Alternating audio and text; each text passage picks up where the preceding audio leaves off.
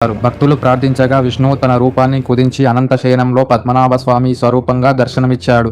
అదే నేటి ఆలయ విగ్రహం. ఈ ఆలయాన్ని చోళులు చెరల తర్వాత ట్రావెన్కోర్ మహారాజులు పునరుద్ధరించారు.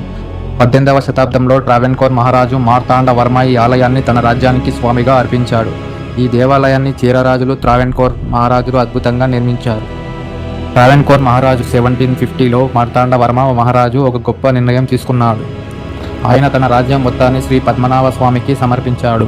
అప్పటి నుండి ట్రావెన్కోర్ రాజులు తమను పద్మనాభ దాసులు మాత్రమే పిలుచుకున్నారు. అంటే వారు రాజులు కాదు, కేవలం స్వామి తరపున పాలించే దాసులు అని ప్రకటించేశారు. ఇది ప్రపంచ చరిత్రలో ఒక ప్రత్యేక సంఘటన. ట్రావెన్కోర్ అనేది ఒక ప్రాచీన రాజ్యం. ఇది ఈరోజు కేరళ రాష్ట్ర దక్షిణ భాగంలో ఉంది. దీని రాజధాని ఒకప్పుడు పద్మనాభపురం, తర్వాత తిరువనంతపురంగా అయ్యింది. ట్రావెన్కోర్ రాజ్యానికి 1000 సంవత్సరాల చరిత్ర ఉంది. తిరువనంతపురం అప్పటి నుండి ఒక ఆధ్యాత్మిక, సాంస్కృతిక, రాజకీయ కేంద్రంగా నిలిచింది.